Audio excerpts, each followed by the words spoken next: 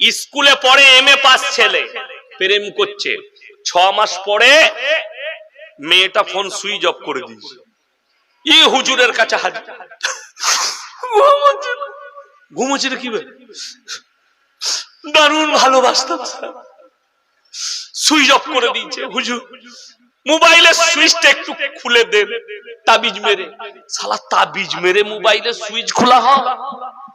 আমাদের তাবিজে যদি মোবাইলের সুইচ খুলতো হারাম করে আমরা টাওয়ার গুলো উড়িয়ে দিতাম, তোরা যা পাপ করছিস। কথাটা বুঝতে পারেন? টাওয়ার গুলো রাখতাম একটাও, এই মোবাইলের সব টাওয়ার গুলো উড়িয়ে দিত। মা তাবিজা সব উড়িয়ে দেয়, হারাম করে যা পাপ করছে।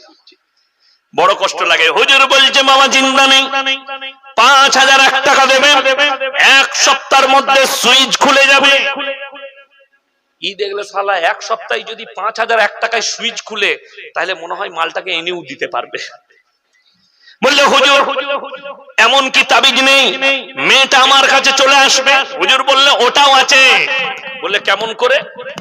বলছে 20,001 টাকা লাগবে, 15 দিনের ভেতরে তোর কাছে মেয়ে চলে আসবে। ই দেখলে শালা সুইচ খোলার থেকে মেয়েটাই আমার কাছে আসবে। বলে আমি হুজুর কালকে টাকা এনে দেবো। বলে যা। হারামখোর ঘরে গিয়ে মায়ের ছাগল, পাড়ার লোকের ছাগল চুরি করে বেচে দিয়েছে, দিয়ে 20,000 টাকা নিয়ে চলে এসেছে। 4টা ছাগল বেচে দিয়ে হুজুরকে দিয়েছে। আচ্ছা আপনারা বলুন, আমাদের তাবিজে যদি মেয়ে চলে আসে, আমরা মৌলবীরা একটাও ইমামতি করতাম না, মাদ্রাসায় থাকতাম। কেন? খালি খোঁজ লাগাতাম বাপের একটা বিটি বড় লোক কে আছে, মা তাবিজ টেনে নিলে বড় লোকের জামাই, আর কিচ্ছু করা লাগবে না। লাগবে? বোকা বুঝে না, তকদিরে যে আছে সেটা পাবে। ইসলামে প্রেম হারাম, যে প্রেমকে তোমরা হালাল করতে চাইছো ওটা নাজায়েজ কাজ, জিনা করার রাস্তা ওটা। আর ইসলাম এই রাস্তা ইখতিয়ার করতে দেয়নি। কোরআনে আছে ওয়ালা তাকরাবুজ জিনা ইন্নাহু কানা ফাহিশা ওয়া সা সাবিলা। ব্যভিচার করা তো দূরের কথা, যে রাস্তায় ব্যভিচার হয় ওই রাস্তার ধারে পাশে যাতায়াত করো না। আজকে আমাদের সমাজের লোক নামাজ পড়ে না, রোজা রাখে না, আল্লাহকে ডাকতে চায় না, তার কারণ একটাই, এই ভণ্ড হুজুররা। এরা বলে রেখে দিয়েছে তোদের চিন্তা নেই। কেমন? বলছে তোরা যাই বাপ করবি কম, অসুবিধা নেই, আমরা মরে যাওয়ার পরে তোদেরকে মিলাদ পড়িয়ে জান্নাতে দেব। মিলাদ হয় না? হয় না আমাদের দেশে? মিলাদ হচ্ছে, ভণ্ড হুজুররা মিলাদ হচ্ছে। আমি খালি চিন্তা করি, 4 বোতল মদকে অ্যাক্সিডেন্ট করেছে লালগোলা বাজারে, বলে চিন্তা নাই হুজুরকে দাও দে। আমাকে দাওয়াত দিয়েছেন, আমি কোনো হুজুরের নাম করব না, আমি হুজুর ধরে নেব। দাউদ দিলেন। আচ্ছা আমি এসে দোয়া করলাম, রব্বানা আতিনা ফিদ দুনিয়া হাসানাহ ওয়া ফিল আখিরাতি হাসানাহ, আল্লাহ তুমি জান্নাতুল ফিরদাউস দাও, আল্লাহ শহীদের মর্তবা দাও বিরহমাতিকা ইয়া রাব্বাল আলামিন।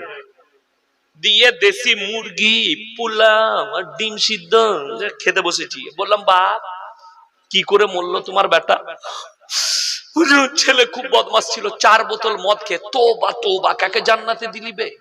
মাতালকে 4 বোতল মদ খেয়ে মরে গেছে। হুজুর বলছে চিন্তা, আপনাকে একটা বয়ান শোনাবো, আপনার দিমাগ আউট হয়ে যাবে। সমাজটা আজকে আমি দেখলাম টোল কারা করেছে, একটা অমুসলিম ছেলে তার চ্যানেলে টোল করেছে ইসলামকে নিয়ে। সে কিন্তু ভুল কিছু করেনি। আপনার মনে হবে এই গুটকা করার জিলাপি হুজুররা গালি দেবে, মাজাক বানিয়ে রেখে দিয়েছে ইসলামের। আল্লাহর কসম ইসলাম টিকে আছে সত্যের উপরে। জোরে বলুন সুবহানাল্লাহ। ইসলাম সত্যের উপরে টিকে আছে না মিথ্যার উপরে? সত্যের উপরে। আর আমাদের দেশের জানেন একটু গোলমাল আছে। গোলমালটা কি? আচ্ছা আমি কোরআনের আয়াতগুলো সুর দিয়ে পড়লাম না বিনা সুরে? সুর দিয়ে পড়লাম না? আচ্ছা বাকি আপনাকে বলে দিই, আমাদের দেশে যে বক্তারা সুর দিয়ে বক্তব্য দেয়, মেয়েরা বলে কি গলালো, দারুণ গলা, বুঝলি কিলো? বুঝে নাই কিচ্ছু। এই চলছে। 3 মাস আগে আমি জলসা করেছি ডানকুনির কাছে, হাওড়া ডানকুনি, হুগলি ডিস্ট্রিক্ট। একজন জুনিয়র বক্তা 24 পরগনার ছেলে, 3 তলা টুপি পরে এসছে, বয়ান করছে। আমি তাকে দেখিও নি, আমি মসজিদে খানা খাচ্ছি, একটু আরাম করলাম, এরপরে আমি প্রস্রাব করে স্টেজে যাচ্ছি, আমাকে নিয়ে যাচ্ছে। তার বয়ান কি চলছে জানেন? কোরআন বিরোধী, আল্লাহ বিরোধী বয়ান চলছে। অথচ সমাজ কি বলছে? দিন না থাকার কারণে, দিনী শিক্ষা না থাকার কারণে তারা বলছে সুবহানাল্লাহ। বয়ান কি হচ্ছে? যে কথাটা আল্লাহ রাব্বুল আলামিন নিজের জন্য কোরআনে প্রযোজ্য করেছেন, সেই যে কথাটা রাসূল কিংবা পয়গম্বরের জন্যও করেননি প্রযোজ্য, সেই কথাটা লাগানো হচ্ছে বড় পীর আব্দুল কাদের জিলানীর নামে। অবাক হয়ে যাবে। সমাজ বলছে সুবহানাল্লাহ। কি বলছে জানেন? বাবাজিরা, মায়েরা, বোনেরা, বড় পীর কেমন পীর ছিল বাবা? এমন বড় পীর ছিল। বড় পীর আব্দুল কাদের জিলানী কেমন মর্তবা ছিল শোনো। গোটা পৃথিবীর যতগুলো সমুদ্র আছে, সব সমুদ্রের পানিগুলো যদি কালি করে দেওয়া হয়, আর গাছগুলো যদি কলম করা হয়, আর পৃথিবীর মানুষ বড় পীরের প্রশংসা লিখতে শুরু করে, সমস্ত পানিগুলো শেষ হবে, কিন্তু বড় পীরের প্রশংসা লিখে শেষ করা যাবে না। নাউজুবিল্লাহ বলেন। সঙ্গে সঙ্গে আর লোকরা কি বলছে? সুবহানাল্লাহ। এরকম পীর ছিল, কিন্তু নামাজ নাই, কোরআন নাই, কিচ্ছু নেই, তাদের কাছে দিন নেই। আমি স্টেজে গিয়ে বললাম, এই বসবে। কোথায় বাড়ি? উত্তর 24 পরগনা অমুক জায়গা। কোথায় পড়াশোনা করেছো?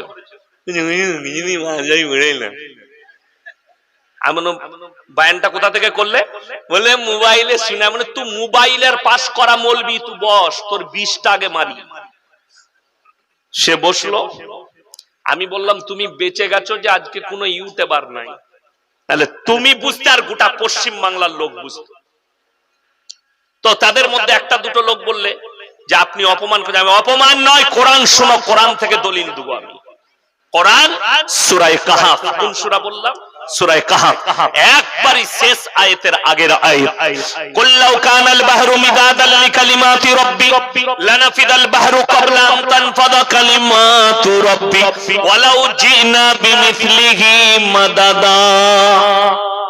হে আমার নবী, পৃথিবীর মানুষকে বলো, পৃথিবীতে যতগুলো সমুদ্র আছে সব পানিগুলো যদি কালি করে দেওয়া হয়, আর পৃথিবীর মানুষ আল্লাহর প্রশংসা লিখতে শুরু করে, সমস্ত পানিগুলো শেষ হবে।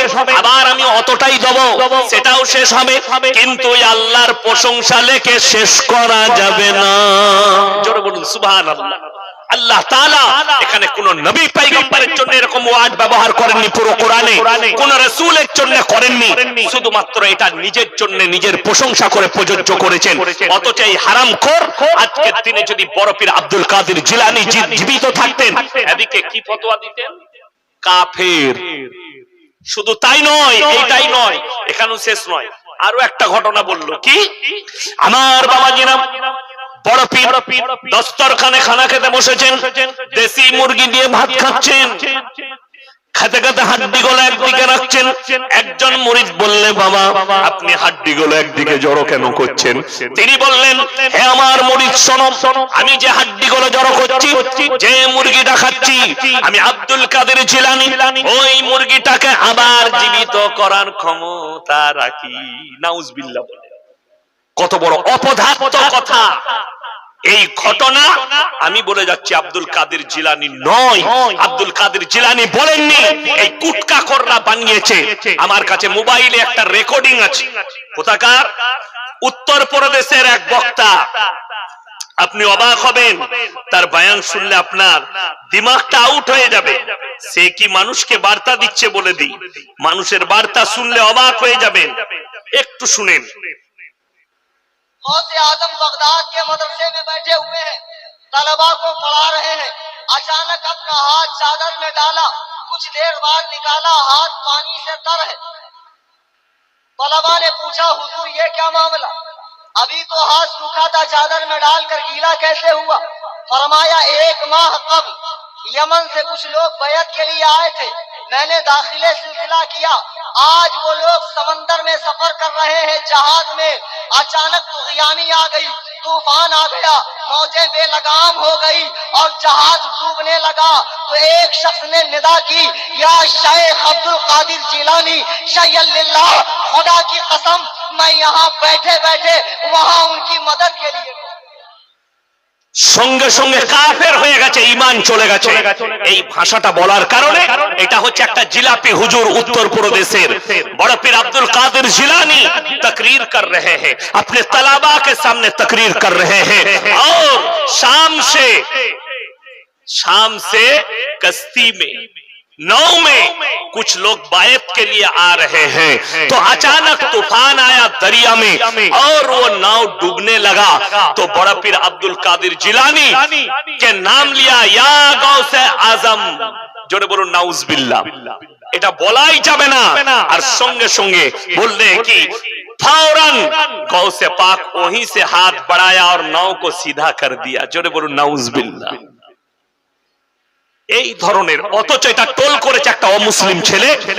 এই বয়ানটার পরে একটা হাসি আছে, হাসি। देखो मुसलमान का हालत देखो, इनका इस्लाम का हालत देखो, कहानी से भर चुका है।